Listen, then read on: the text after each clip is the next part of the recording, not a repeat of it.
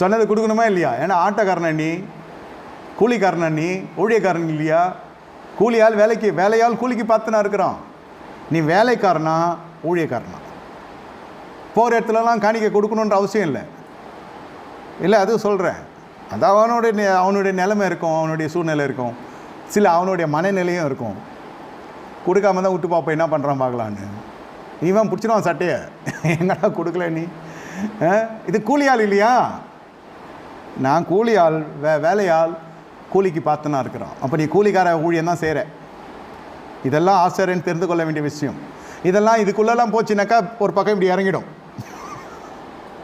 ஆசிரிப்பு கூடாரத்துலேருந்து வருகிற அந்த பட்டி ஏன் டான்ஸ் ஆடுது? மேடையில் ஏன் அந்த டான்ஸ்லாம் ஆடுறாங்க? இறங்குது, உனக்கு இறங்குது ஐயா, இறங்குது. தாவீதை போல நடனம் ஆடிட்டு வசனம் சொல்லுகிறது. அந்த நடனம் நடு ரோட்டில் ஆடினான், அந்த ஆள் பலிபீடத்தில் ஆடினான்.